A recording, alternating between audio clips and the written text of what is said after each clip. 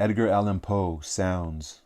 But while we are confined to books, though the most select and classic and read only particular written languages, which are themselves but dialects and provincial, we are in danger of forgetting the language which all things and events speak without metaphor, which alone is copious and standard.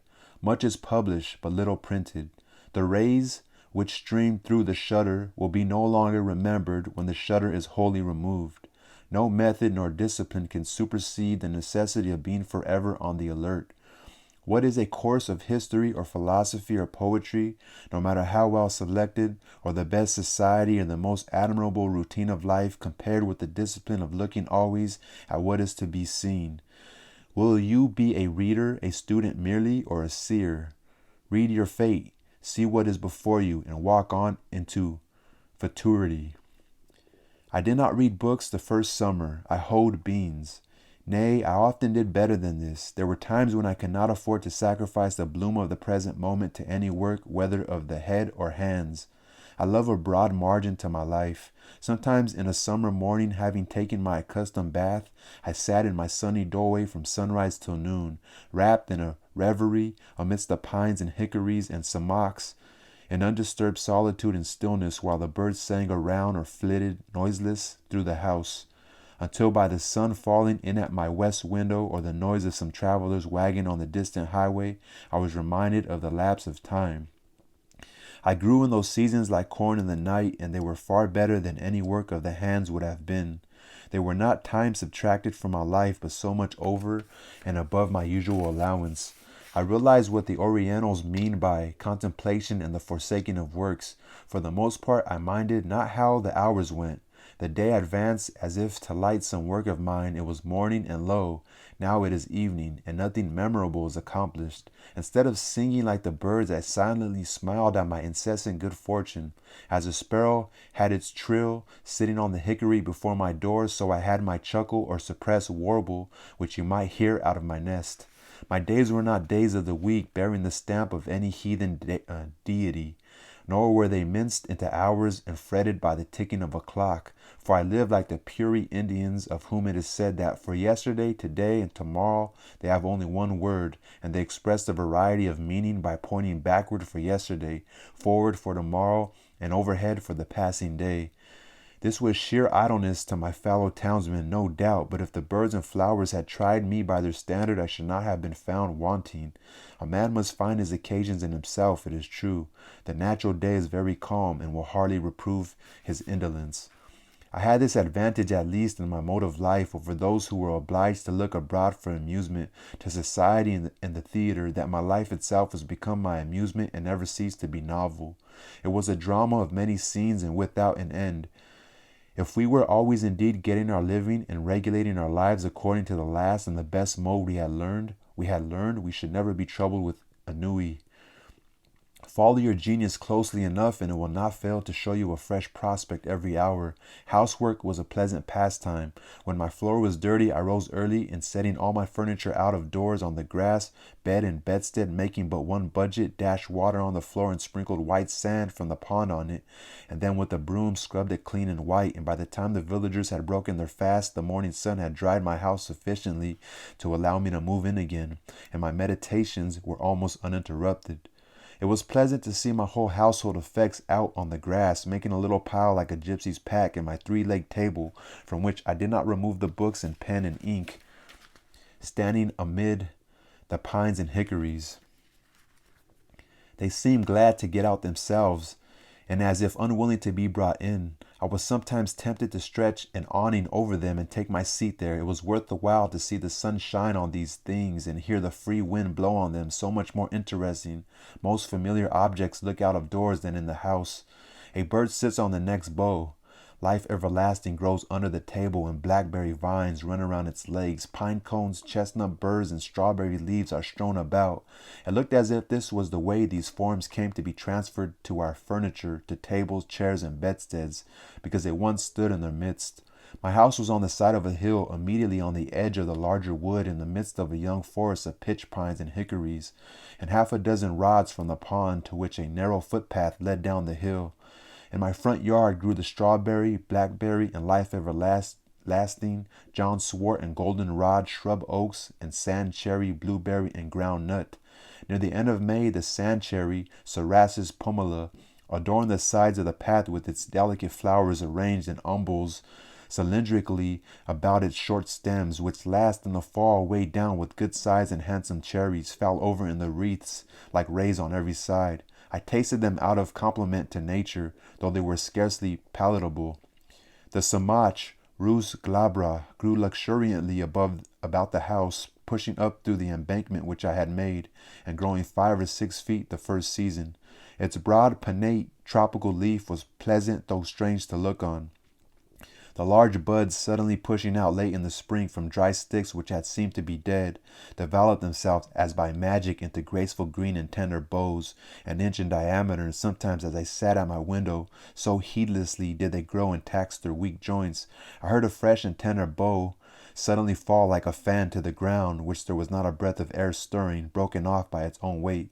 In August, the large masses of berries, which when in flower had attracted many wild bees, gradually assumed their bright velvety crimson hue, and by their weight again bent down and broke the tender limbs. As I sit at my window this summer afternoon, hawks are circling about my clearing. The tantivy of wild pigeons, flying by 2s and 3s athwart my view, or perching restless on the white pine boughs behind my house, giving a voice to the air. A fish hawk dimples the glassy surface of the pond and brings up a fish. A mink steals out of the marsh before my door and seizes a frog by the shore. The sedge is bending under the weight of the reed birds, flitting hither and thither, and for the last half hour, I have heard the rattle of railroad cars, now dying away and then reviving like the beat of a partridge, conveying travelers from Boston to the country. For I did not live so out of the world as that boy who, as I hear, was put out to a farmer in the east part of the town, but ere long ran away and came home again, quite down at the hill and homesick. He had never seen such a dull and out-of-the-way place. The folks were all gone off. Why, you couldn't even hear the whistle. I doubt if there is such a place in Massachusetts now. In truth, our village has become a butt for one of those fleet railroad shafts, and o'er our peaceful plain is soothing sound and is concord. The Fitchburg Railroad touches the pond about 100 rods south of where I dwell. I usually go to the village along its causeway and am, as it were, related to society by this link. The men on the freight trains, who go over the whole length of the road, bow to me as to an old acquaintance. They pass me so often, and apparently they take me for an employee, and so I am. I too would fain be a track repairer somewhere in the orbit of earth. The whistle of the locomotive penetrates my woods, summer and winter, sounding like the scream of a hawk sailing over some farmer's yard, informing me that many restless city merchants are arriving within the circle of the town, or adventurous country traders from the other side. As they come under one horizon, they shout their warning to get off the track to the other, heard sometimes through the circles of 2 towns. Here come your groceries, country, your rations, countrymen. Nor is there any man so independent on his farm that he can say them nay. And here's your pay for them, screams the countryman's whistle, timber like long battering rams going 20 miles an hour against the city's walls, and chairs enough to seat all the weary and heavy laden that dwell within them. With such huge and lumbering civility, the country hands a chair to the city. All the Indian huckleberry hills are stripped, all the cranberry meadows are raked into the city. Up comes the cotton, down goes the woven cloth. Up comes the silk, down goes the woolen. Up comes the books, but down goes the wit that writes them. When I meet the engine with its train of cars moving off with planetary motion, or rather like a comet, for the beholder knows not if with that velocity and with that direction it will ever revisit this system, since its orbit does not look like a returning curve. With its steam cloud like a banner streaming behind in golden and silver wreaths, like many a downy cloud which I have seen high in the heavens, unfolding its masses to the light, as if this traveling demigod, this cloud compeller, would ere long take the sunset sky for the livery of his train. When I hear the iron horse make the hills echo with his snort like thunder, shaking the earth with his feet and breathing fire and smoke from his nostrils, what kind of winged horse or fiery dragon they will put into the new mythology, I don't know. It seems as if the earth had got a race now worthy to inhabit it. If all were as it seems, and men made the elements their servants for noble ends, if the clouds that hangs over the engine were the perspiration of heroic deeds, nor as beneficent as that which floats over the farmer's fields, then the elements and nature herself would cheerfully accompany men on their errands and be their escort. I watch the passage of the morning cars with the same feeling that I do the rising of the sun, which is hardly more regular. Their train of clouds stretching far behind and rising higher and higher, going to heaven while the cars are going to Boston, conceals the sun for a moment and casts my distant field into the shade. A celestial train beside which the petty train of cars which hugs the earth is but the barb of the spear. The stabler of the iron horse was up early this winter morning by the light of the stars amid the mountains, to fodder and harness his steed. Fire, too, was awakened thus early to put the vital heat in him and get him off. If the enterprise were as innocent as it is early. If the snow lies deep, they strap on his snowshoes, and with a giant plow a furrow from the mountains to the seaboard, in which the cars, like a following drill barrow, sprinkle all the restless men and floating merchandise into the country for seed. All day the fire steed flies over the country, stopping only that his master may rest, and I am awakened by his tramp and defiant snort at midnight, when in some remote glen in the woods he fronts the elements encased in ice and snow, and he will reach his stall only with the morning star to start once more on his travels without rest or slumber. Or perchance at evening I hear him in his stable blowing off the superfluous energy of the day, that he may calm his nerves and cool his liver and brain for a few hours of iron slumber, if the enterprise were as heroic and commanding as it is protracted and unwearied. Far through unfrequented woods on the confines of towns where once only the hunter penetrated by day, in the darkest night dart these bright saloons without the knowledge of their inhabitants. This moment stopping at some brilliant station house in town or city where a social crowd is gathered, the next in the dismal swamp, scaring the owl and fox. The startings and arrivals of the cars are now the epochs in the village day. They go and come with such regularity and precision, and their whistle can be heard so far, that the farmers set their clocks by them, and thus one well-conducted institution regulates a whole country. Have not men improved somewhat in punctuality since the railroad was invented? Do they not talk and think faster in the depot than they did in the stage office? There was something electrifying in the atmosphere of the former place. I have been astonished at the miracles it has wrought, that some of my neighbors who I should have prophesied once for all will never get to Boston by so prompt a conveyance, are on hand when the bell rings. To do things railroad fashion is now the byword, and it is worth the while to be warned so often and so sincerely by any power to get off its track. There was no stopping to read the riot act, no firing over the heads of the mob in this case. We have constructed a fate and a tropos that never turns aside. Let that be the name of your engine. Men are advertised that at a certain hour and minute these bolts will be shot toward particular points of the compass. Yet it interferes with no man's business, and the children go to school on the other track. We live the steadier for it. We are all educated thus to be sons of Tell. The air is full of invisible bolts. Every path but your own is the path of fate. Keep on your own track then. What recommends commerce to me is its enterprise and bravery.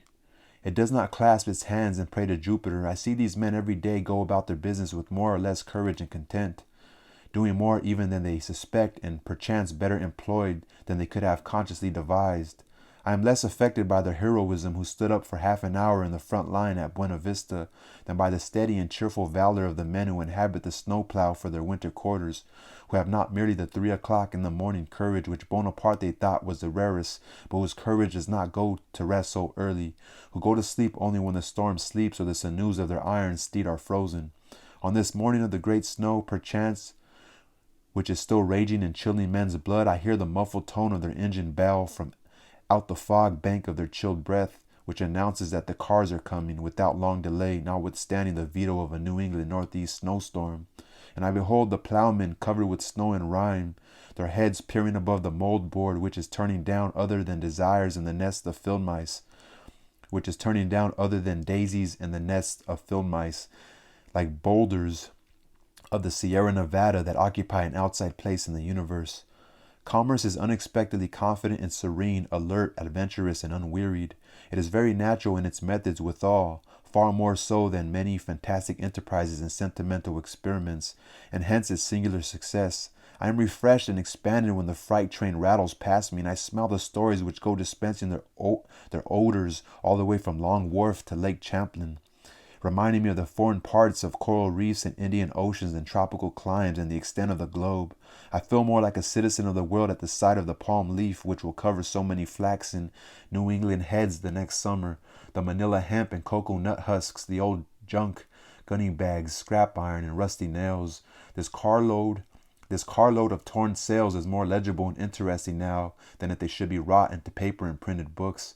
Who can write so graphically the history of the storms they have weathered as these rents have done?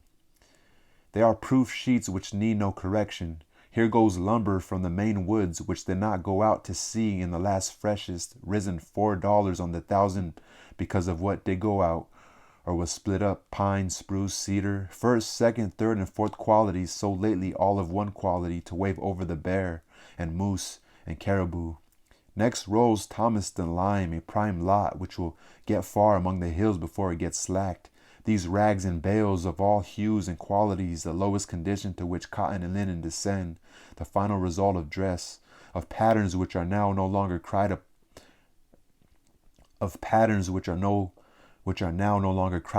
unless it be in Milwaukee, as those splendid articles, English, French, or American prints, ginghams, muslins, etc., gathered from all quarters, both of fashion and poverty, going to become paper of one color or a few shades only, on which forsooth will be written tales of real life, high and low, and founded on fact. This closed car smells of saltfish, the strong New England and commercial scent reminding me of the Grand Banks and the fisheries. Who has not seen a saltfish thoroughly cured for this world so that nothing can spoil it, and putting the perseverance of the saints to the blush, with which you may sweep or pave the streets and split your kindlings, and the teamster shelter himself in his lading against sun, wind, and rain behind it. And the trader, as a Concord trader once did, hang it up by his door for a sign when he commences business, until at last his oldest customer cannot tell surely whether it be animal, vegetable, or mineral, and yet it shall be as pure as a snowflake. And if it be put into a pot and boiled, will come out an excellent dun fish for a Saturday's dinner. Next Spanish hides, with the tail still preserving their twist and the angle of elevation they had when the oxen that wore them were careering over the pampas of the Spanish Main, the pampas, a type of all obstinacy, and evincing how almost hopeless and incurable are all constitutional vices. I confess that, practically speaking, when I have learned a man's real disposition, I have no hopes of changing it for the better or worse in this state of existence. As the Orientals say, a cure's tail may be warmed and pressed and bound round with ligatures, and after a 12 years' labor bestowed upon it, still it will retain its natural form. The only effectual cure for such inveteracies as these tails exhibit is to make glue of them, which I believe is what is usually done with them, and then they will stay put and stick. Here is a hogshead of molasses or of brandy directed to John Smith, Cunningsville, Vermont, some trader among the Green Mountains, who imports for the farmers near his clearing, and now perchance stands over his bulkhead and thinks of the last arrivals on the coast, how they may affect the price for him, telling his customers this moment, as he had told them 20 times before this morning, that he expects some by the next train of prime quality. It is advertised in the Cunningsville Times. While these things go up, other things come down.